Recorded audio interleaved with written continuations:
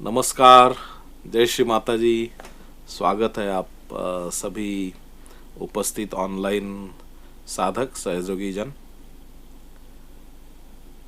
लगातार हम पिछले 6 माह से सहयोग ध्यान,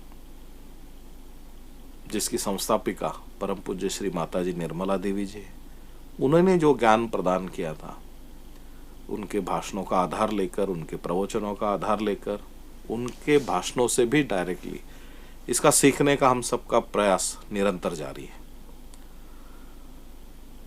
जिस भी नागरिक ने, जो हमारे सहयोगी है, इन्होंने नए लोगों को आपको इस कार्यक्रम के लिए आमंत्रित किया था, उनको सबसे पहले अपने धन्यवाद देना चाहिए कि एक अच्छी चीज उन्होंने आपको 2022 में बताई थी। जल्द ही 2023 आरंभ होने वाला है।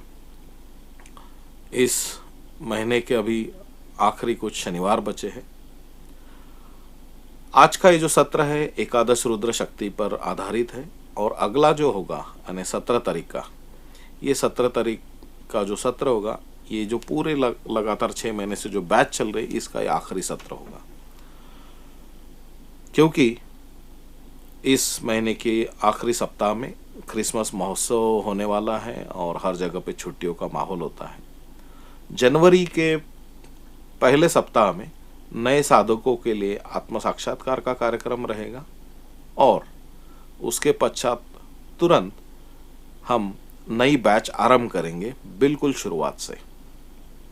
तो जो भी साधक इस आज के सत्र को देख रहे हैं, कृपया ये आप ध्यान में रखें कि आपसे जितने भी परिचित लोग हैं, इनको अगर आपको उपहार स्वरूप आने वाले 2023 साल के शुरुआत में कुछ अगर देना है, तो उनके आध्यात्मिक प्रगति के लिए, उनके शारीरिक मानसिक स्वास्थ्य के लिए सहयोग का ये जो पहला जो सत्र होगा जनवरी के फर्स्ट वीक में, इसके लिए आप आमंत्रित करें।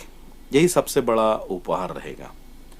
अभी आज के इस सत्र में एकादश रुद्र शक्ति से जुड़ा हुआ ये जो सत्र है, हम लगातार जब ध्यान कर रहे हैं, हमारे सारे चक्र और नाड़ी जैसे जैसे साफ होते हैं, वैसे वैसे हमारी कुंडलिनी शक्ति का जो प्रवाह और तेज होता है, और हमारे तालु भाग से तालु का भेदन करके ये शक्ति प्रवाही होके चराचर की शक्ति से इसका मिलन होता है।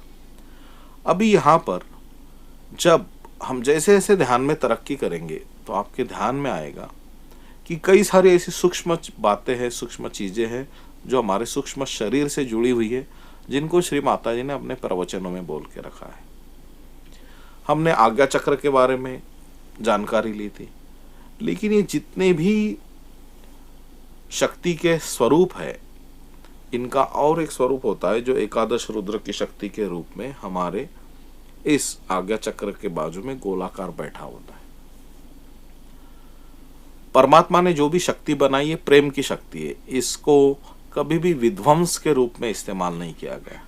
लेकिन अगर मानव अपनी मानव धर्म को छोड़ के अगर कोई भी चीज़ करेगा, जो कोई ऐसा लिखा हुआ प्रोटोकॉल नहीं है, तो उसको अंदर से, हम जैसे बोलते हैं ना कि बच्चों को हम डांटते कोई चीज़ें गलत करें, तो ये जो प्रेम शक्ति है ये तो रुद्र शक्ति में प्रवाहित होती है और इसकी भी डांट जरूर पड़ती है। तो आज के सत्र में हम ध्यान भी करेंगे, एकादश रुद्र शक्ति के बारे में भी जानेंगे, और अगर आपके कुछ भी सवाल हैं वो सवाल भी आप चैट बॉक्स के जरिए पूछ सकते हैं। आइए अगले इस पड़ाव की ओर चलते हैं। धन्यवाद।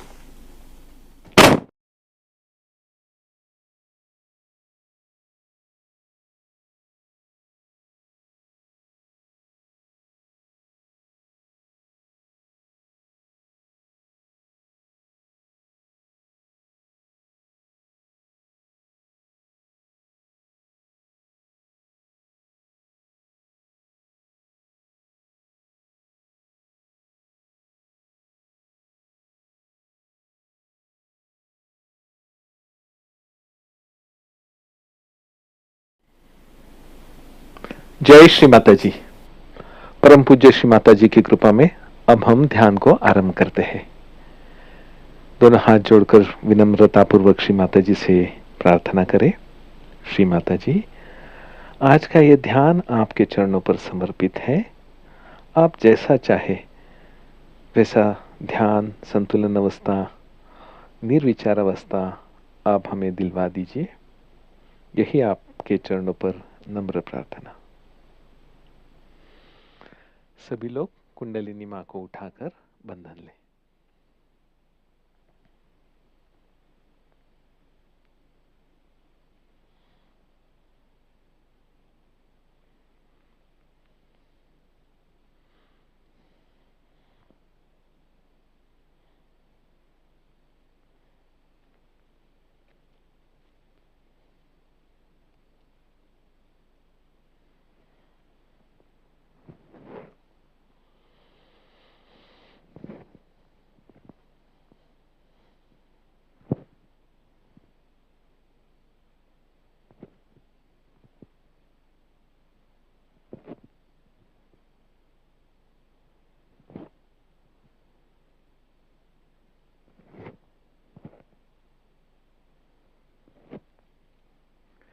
जय श्री माता जी। इस अवस्था में अब हम प्रथम 3 महामंत्र, तत्पश्चात श्री गणेश मंत्र कहेंगे।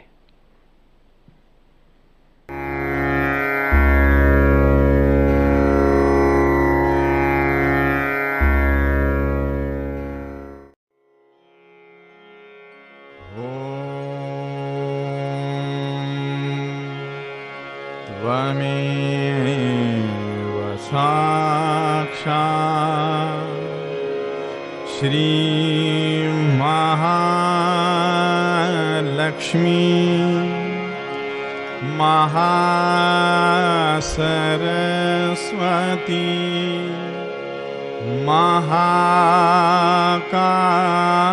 महाकाली त्रिगुणात्मिका कुंडलिनी साक्षात् श्री आदिशक्ति माता जी श्री निर्मला देव्यै नमो नमः।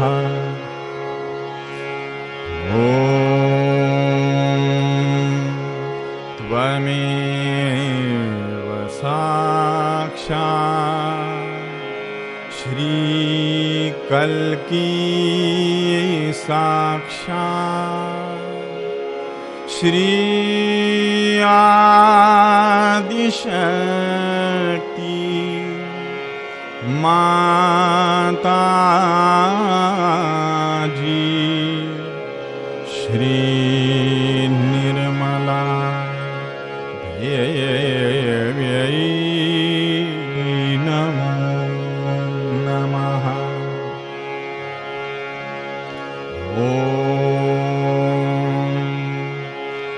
त्वमेव साक्षात् श्रीकल्की साक्षात् श्री सहस्रार स्वामिनी मोक्ष प्रदायिनी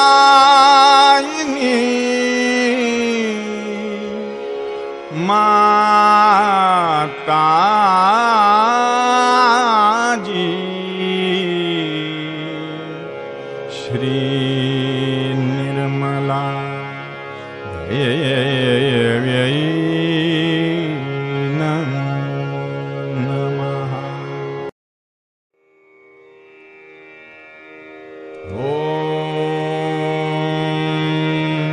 त्वमेव साक्षात् श्री गणेश साक्षात् श्री आदिशक्ति माता जी श्री निर्मला देव्यै नमो नमः।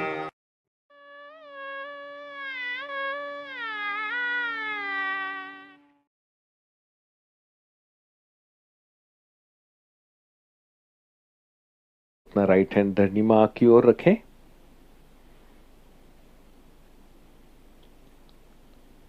हे धरनी माते, हम हमेशा आपको पैरों से स्पर्श करते हैं, कृपा करके हमें क्षमा करें।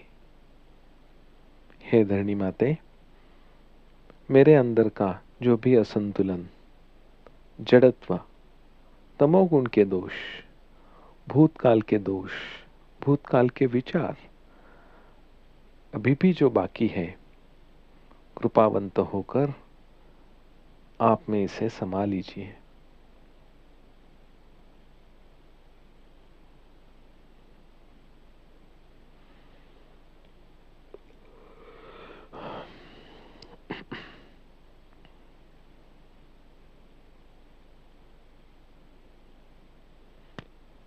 हमारे अंदर की कुंडलिनी माता को हम विनती करते हैं, हे कुंडलिनी माते, हमें शुद्ध इच्छा शक्ति प्रदान करें।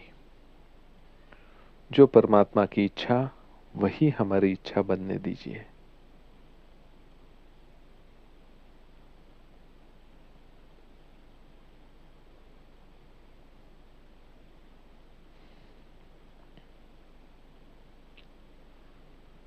राइट हैंड गोद में रखें, लेफ्ट हैंड आकाश की ओर। हे आकाश देवता, अब अति सूक्ष्म हो। मेरे अंदर अभी भी जो अति सूक्ष्म अहंकार या राइट साइड के जो भी रजोगुण के दोष, चंचलता, उष्णता जो बाकी है, कृपा करके आप में इसे समा लीजिए।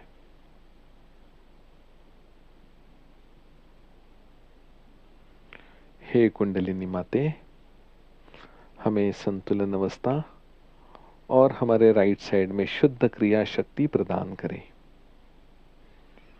जो परमात्मा की इच्छा वही कार्य अब हमसे करवा लीजिए।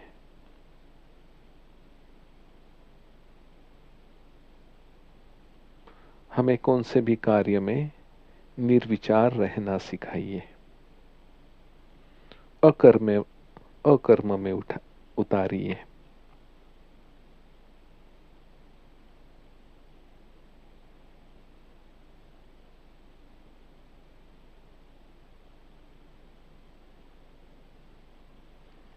लेफ्ट हैंड गोद में।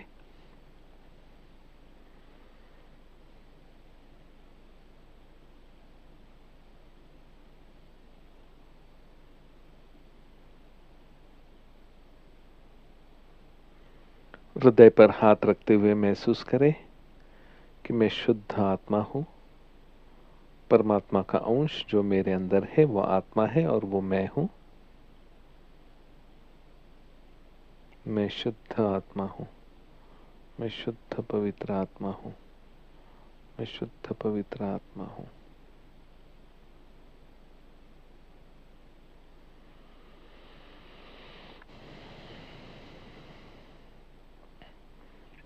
राइट हैंड सहस्त्रार पर रखकर दबाकर गोल घुमाना शुरू करें। परम पूज्य श्री माता जी, मेरी योग अवस्था प्रस्थापित कीजिए।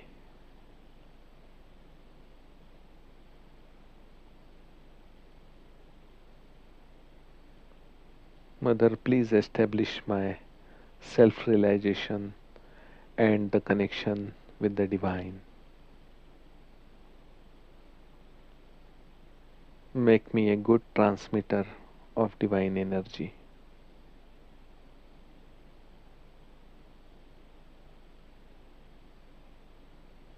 हाथ को ऊपर उठाकर अनुभव करें, अनुभूति क्या हो रही है।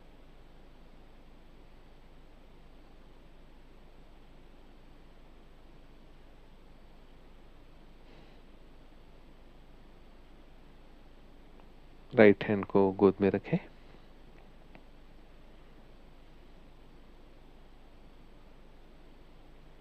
इसी निर्विचार अवस्था में थोड़ी देर बैठे रहें और उसके बाद में इसी अवस्था में हम परम पूज्य श्री माता जी की श्री एकादश रुद्र पर आधारित जो अमृतवाणी है और जो आज का विषय भी है वो हम आत्मसात करते हैं।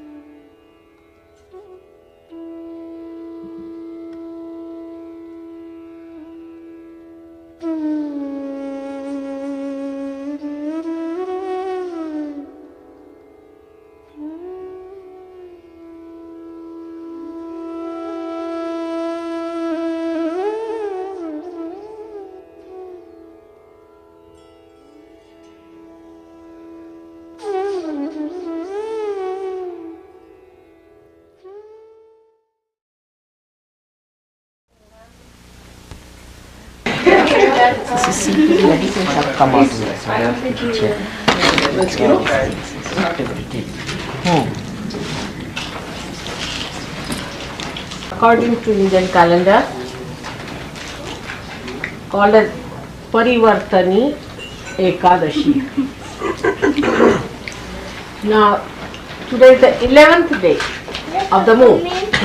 11th day is Ekadashi. Also, in Sahajayoga, you know about Ekadasha Rudra, which is here, which will ultimately destroy all those things which are not required anymore. That is Ekadashi here. That's the 11th. But today is a special day where we are going to use the power of Ekadasha to do the parivartan, means the transformation. It is not for destruction but for transformation. It's such a day to be here in New York where we use the destructive powers for the transformation of human beings. So it's a very great day today that we are going to transform people by the manifestation of the Ekadashastra. And they are 11 placed over your forehead here. and you know how they work out. So these 10 come out of destructive powers of the void. Void has got 10 destructive powers also. Out of those 10, the destructive part settles down here. So when a person is on his destruction, say for example a cancer is setting, then you might feel a throb here at the apex of your void, the throb. And it doesn't logically means that if there's a throb there's a cancer. But if there's a cancer there will be a throbbing here going on. That means the force of life is trying to push it. But the obstruction there starts accumulating on both the sides. And in the center is the center of Vishuddhi, of the Virat, where Sri Krishna has become the Virat, the great primordial. So this is the 11th part of destruction. He has a power called Samhara Shakti by which he kills people. So before killing them and finishing them off, in the compassion of your mother, we have to first try to transform them. If they cannot be transformed, then it's all right. Then Ekadasha takes over. So these 11 very great destructive powers will be used by the Kalaki, the one who is going to manifest on a white horse. Before that, today is a very great day, that these powers we are going to use for transformation. Now how can destructive powers be used for transformation? First of all, when people know that there are destructive powers manifesting, they start fearing. They get afraid that we will be destroyed, so we must take to God.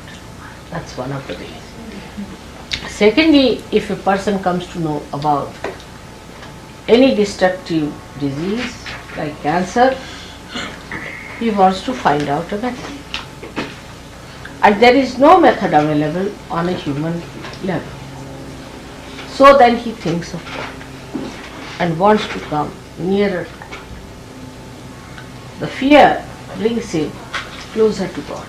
He depends on God more than on his rationality, than on his ego or something.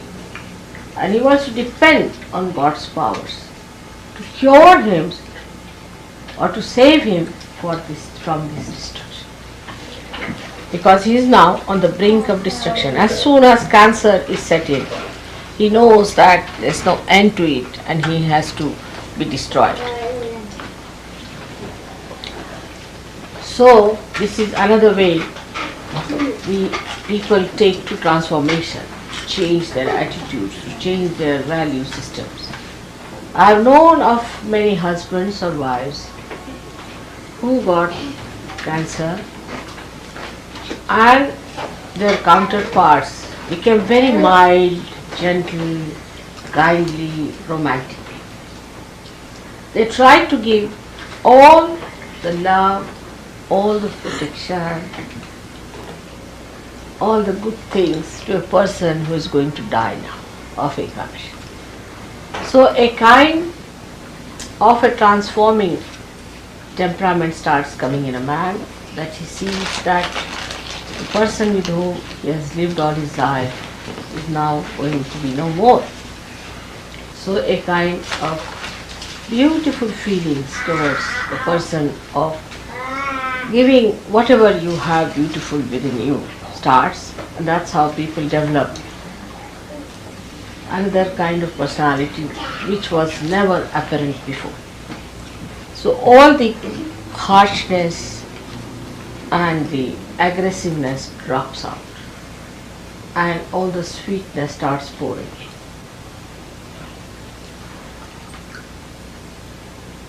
So the compassion in a man is awakened, by which he gets transformed.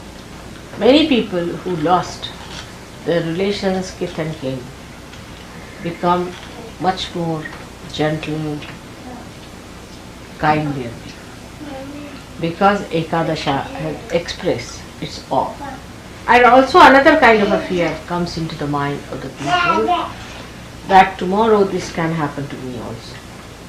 So I must do something about it. So at this time, Sahajayoga helps them a lot. They come to Sahajayoga because such an emergency is created within themselves.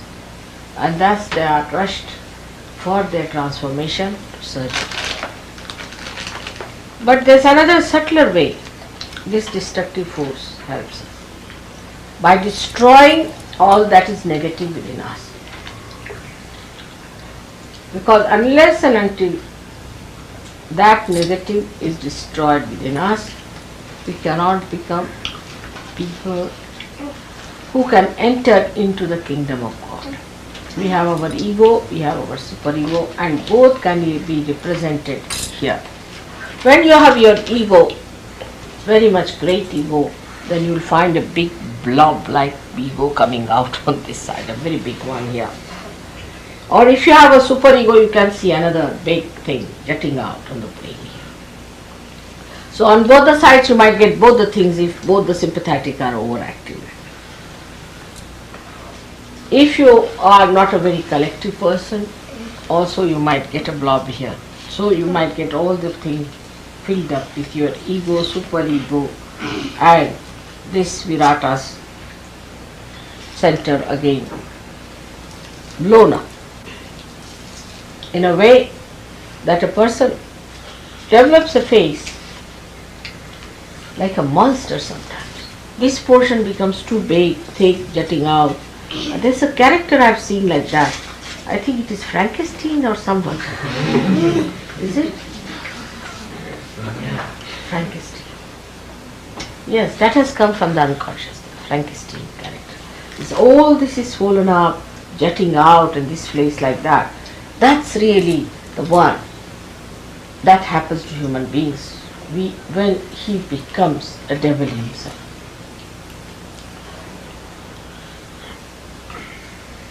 So this is how the Ekadasha works within us to destroy our negativity within us. In India, so many people fast on this for atonement. On the 11th day is very common. You must do Ekadashi. All the Hindus and all these people do Ekadashi. That is the 11th day they don't eat anything at all. But you shouldn't do it after the advent of your mother. Because I am the Ekadasha myself. So why should you do it now when I have come? It was done when I was not here just to call me. So now I am back here. You need not do this anymore, the penance of Ekadasha. But you have to be careful. Now Ekadasha comes, as I told you, from the void. So firstly it comes when you accept someone as your guru. Say, who are false, who are anti-God, anti-Christ. So you developed a kind of a thickness on this side when it is the person whom you are worshipping as a guru or respecting as a guru, who is a guru to you, who is not really. So you develop a superego which shows on this side, this part. Now the other side of it shows when a person says, I am my own guru, I am practicing my own meditation, I have nothing to do with anybody's guidance, I am quite alright as I am. Such a person develops the other half. So you have this half developed because of that, and this half developed because of the superego that you get to these false and fake gurus. Now what happens sometimes, that when you get involved into this kind of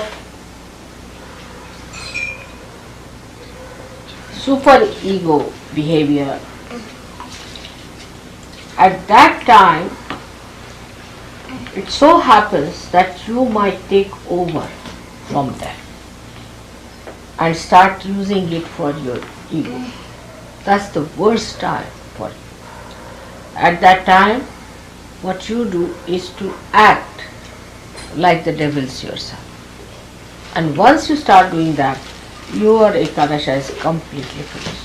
And then I don't think it's easy to get rid of it. It's very difficult. But if it is one-sided, it's much easier to do. So today is the day which is called as the Ekadasha, which is going to bring the transformation. When you are transformed, so many things are automatically destroyed within you. As you can see very clearly, that all your misidentifications drop out. The misidentification that I am an American, that I am a Christian, or I am a Jew, I am this, I am that, all these false misidentifications drop. And you become a naked human being. First of all, you are a human being, and then a superhuman being without the ego. Without the ego. So your ego is destroyed, your superego is destroyed, your conditionings are destroyed, and all your false ideas about knowledge are destroyed. So what remains and emerges out is the reality. Now see, when a flower becomes a fruit, everything practically drops out of the flower, we can say. Like the calyx is dropped out, then the petals are dropped out, and then the apicalyx is there, that is also dropped out. But what remains is the seed. Actually, if you see, around the seed all these things develop and the fruit remains, the rest of it drops. In some fruits, some part is used, in some fruits, nothing is used, a very little growth comes out as fruit and becomes the fruit while the flowers are fruit. So in us also, whatever becomes spirit remains, the rest drops. And that is what it is when we call it the Ekadasha, which brings forth the transformation. And one has to understand, we have to drop out.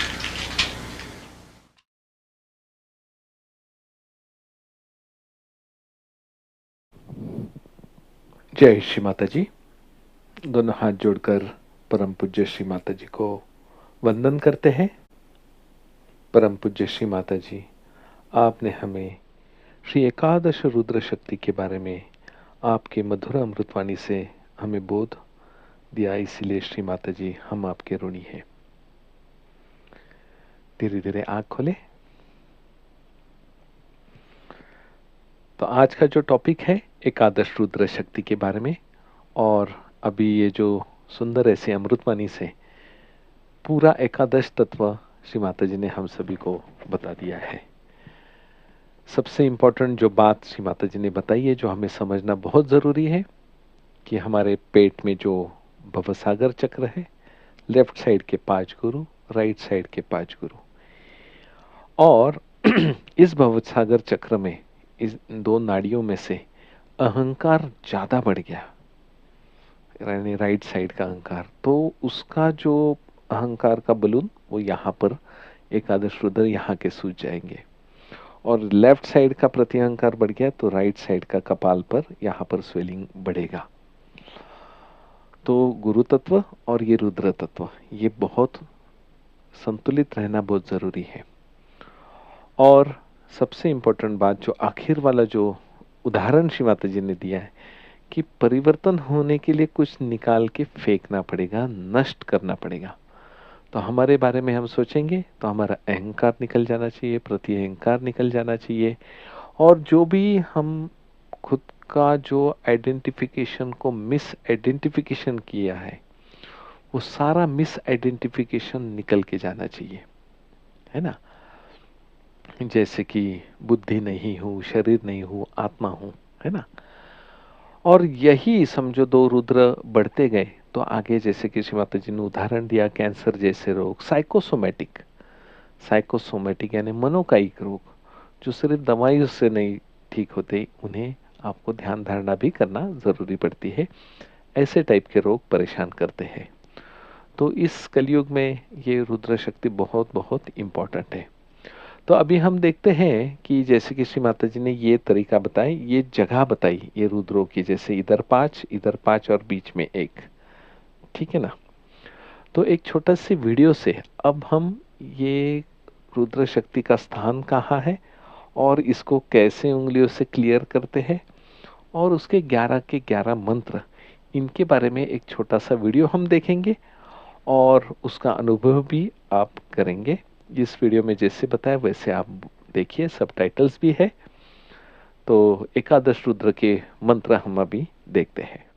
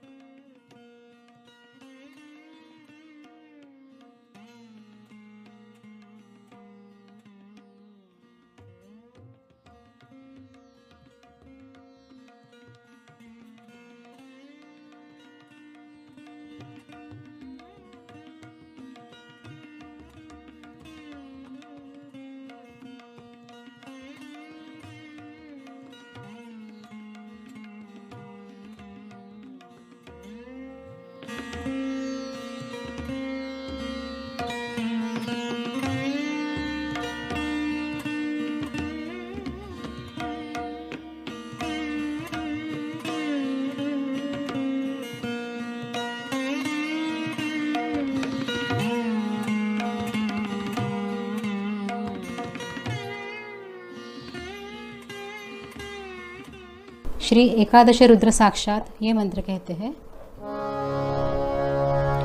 ओम त्वमेव साक्षात् श्री एकादश रुद्र साक्षात् श्री आदिशक्ति माता जी श्री निर्मला देव्यै नमो नमः।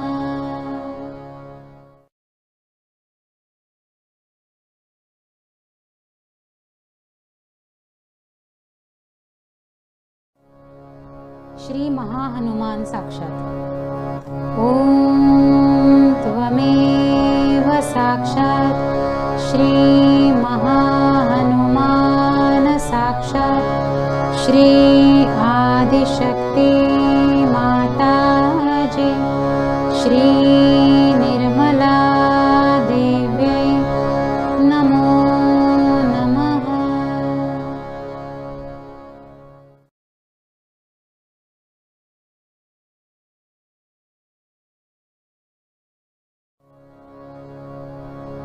श्री महाभैरवा साक्षात् ओम त्वमेव साक्षात् श्री महाभैरवा साक्षात् श्री आदिशक्ति माता जी श्री निर्मला देव्यै नमो नमः।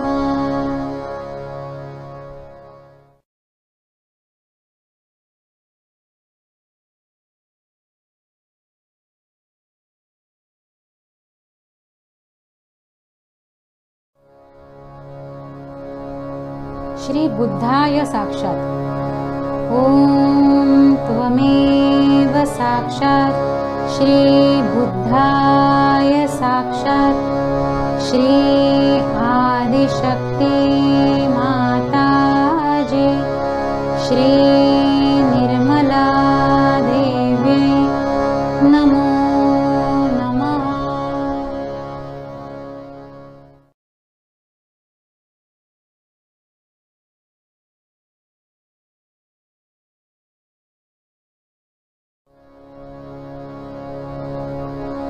श्री महावीराय साक्षात् ओम त्वमेव साक्षात् श्री महावीराय साक्षात् श्री आदिशक्ति माता जी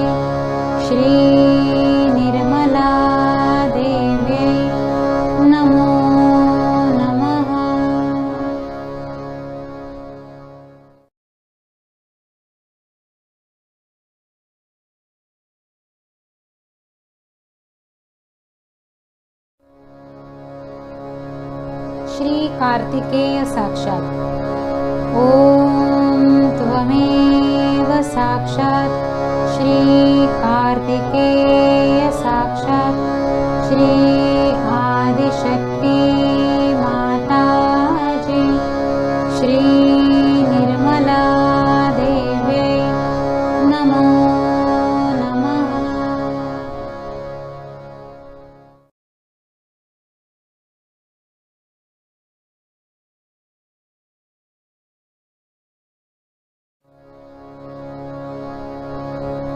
श्री महागणेश साक्षात। ओम त्वमेव साक्षात श्री महागणेश साक्षात श्री आदिशक्ति माताजी श्री निर्मला देव्यै नमो नमः।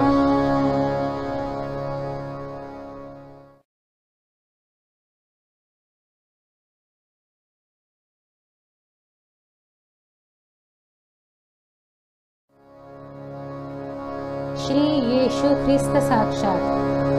ओम त्वमेव साक्षात श्री येशु ख्रिस्त साक्षात श्री आदिशक्ति माताजी श्री निर्मला देव्यै नमो नमः।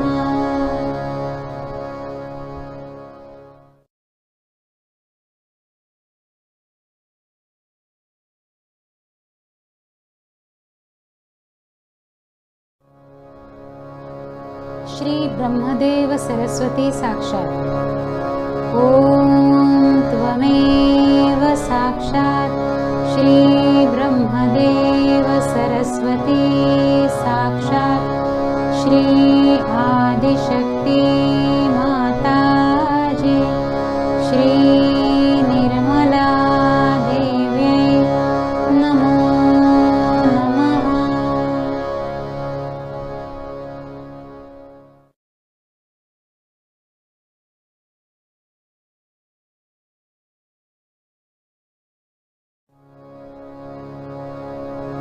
श्री लक्ष्मी नारायण साक्षात। ओम त्वमेव साक्षात श्री लक्ष्मी नारायण साक्षात श्री आदिशक्ति माताजी श्री निर्मला देव्यै नमो नमः।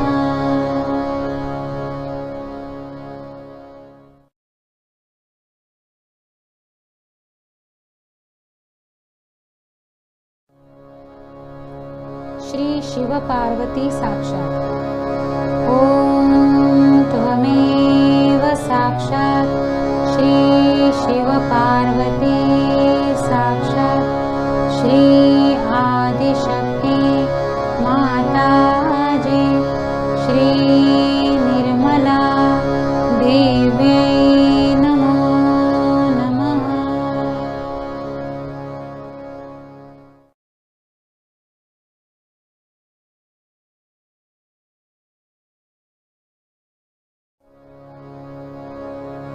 श्री हिरण्यगर्भ साक्षात। ओम त्वमेव साक्षात श्री हिरण्यगर्भ साक्षात श्री आदिशक्ति माताजी श्री निर्मला देव्यै नमो नमः।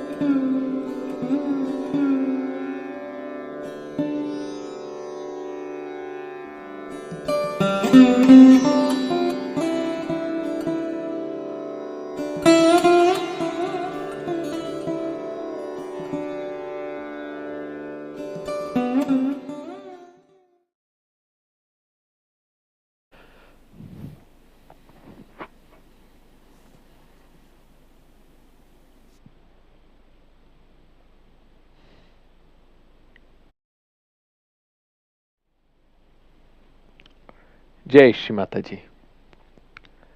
तो ये थे एकादश रुद्रों के मंत्र और उनका ये स्थान और कैसे उन्हें क्लियर करना है ये अभी हमने जाना। एकादश रुद्र शक्ति, एकादश, दश अधिक एक यानी 11। तो अभी जो शुरू में हमने जो रुद्र शक्ति का मंत्र लिया तब एक छोटा सा मंदिर आपने देखा और ये स्थान है एकादश रुद्र का, जो राहुरी में मुसलवाड़ी करके जो गांव है वहां पर ये रुद्र का स्थान है। गांव वालों के हिसाब से वो ग्राम देवत है जिसे वो मसुबा भी कहते हैं। उस समय परम पूज्य श्री माता जी ने इस मंदिर का जीर्णोद्धार किया, इस मंदिर की स्थापना की और खुद अपने हाथों से उस मंदिर का निर्माण किया। और उन्होंने, श्री माता जी ने इस जगह को एकादश रुद्र की शक्ति है ऐसे बताया था। और वहां पर उस समय जब ये मंदिर बनने के पहले उसका वीडियो अब हम देखेंगे। श्री माता जी खुद वहां पर जाकर उन्होंने उसका उद्घाटन किया था और अब भी वो कैसे दिखता है ये भी हम इस वीडियो से दोनों हम अभी देख लेते हैं।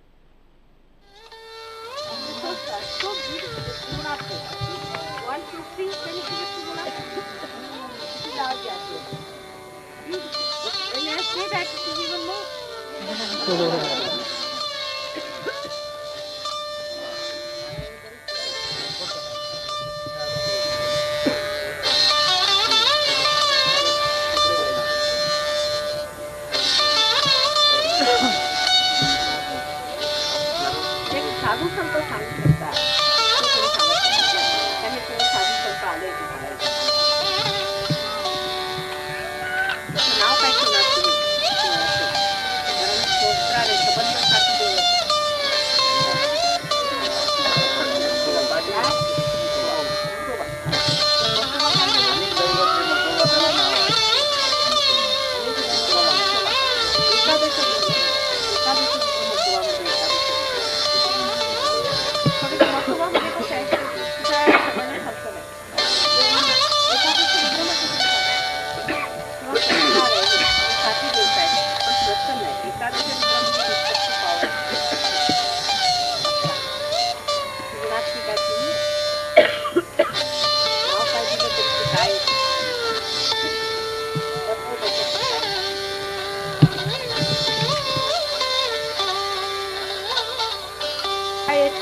आपल्यामध्ये दोन महाकाली महालक्ष्मी महाकाली ही मधली महालक्ष्मी आहे आणि ही महाकाल आणि ही महालक्ष्मी अशा रीतीने बनवलेलं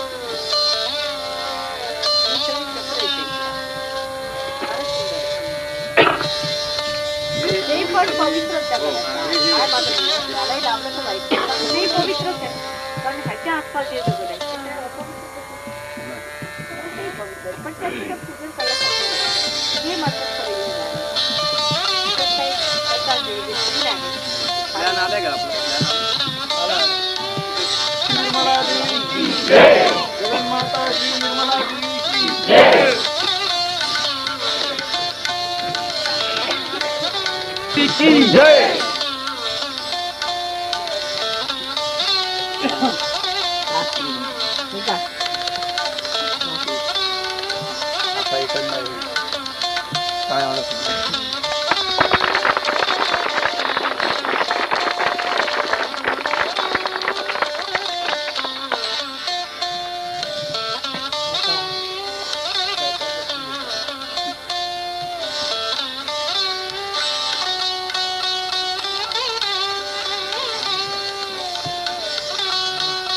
मोठं आहे ते महाराष्ट्राचं भूषण सर्व देव इथे बसतात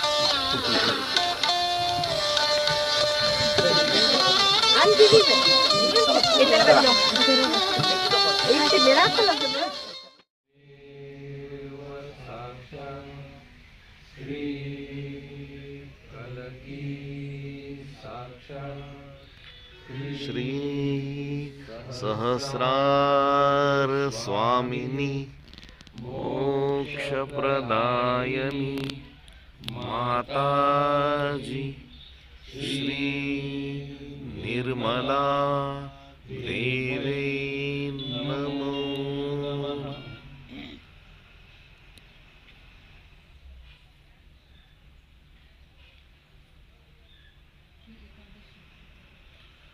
ॐ त्वमेव साक्षात् श्री एकादश रुद्र साक्षात् श्री आदिशक्ति माता जी श्री निर्मला देवी नमो नमः।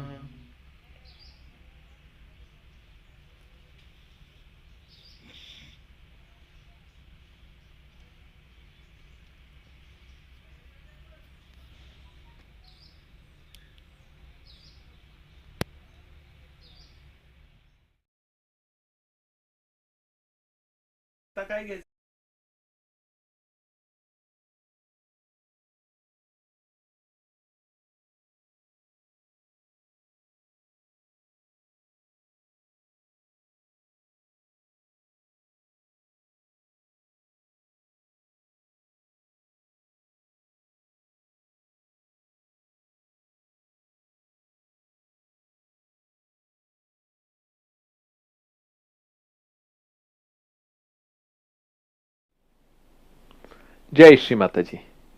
तो ये था मुसलवाड़ी गांव में, राहुरी तालुका में, अहमदनगर डिस्ट्रिक्ट में, महाराष्ट्र में ये एकादश रुद्र का जो स्थान है उसका जो उद्घाटन और उस समय जो स्वयंभू जो भूमि माता से निकलते हैं ऐसे रुद्र शक्ति का अनावरण और मंदिर का जीर्णोद्धार श्री माता जी के हस्ते हुआ था।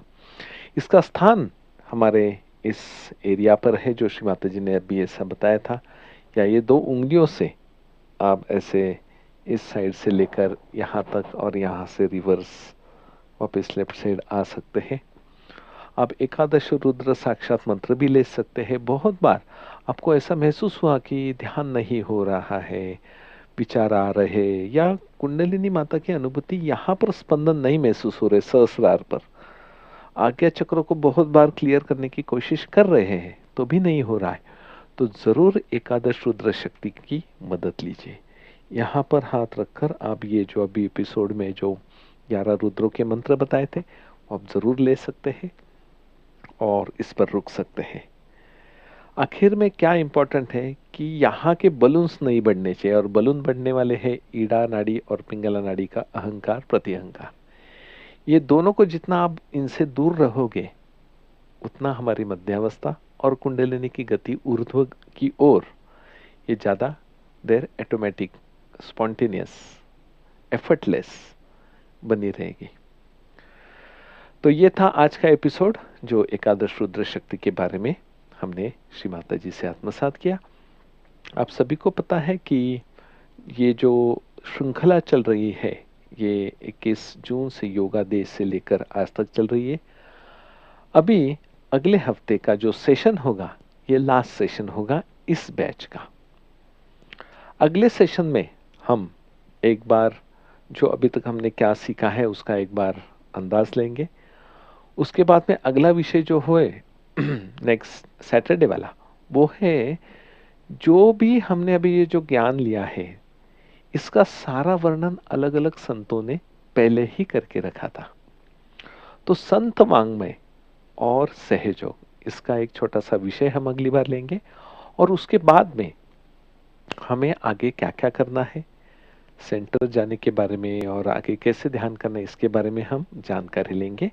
और फिर ये सत्र अगली बार का लास्ट सत्र होगा इस बैच का।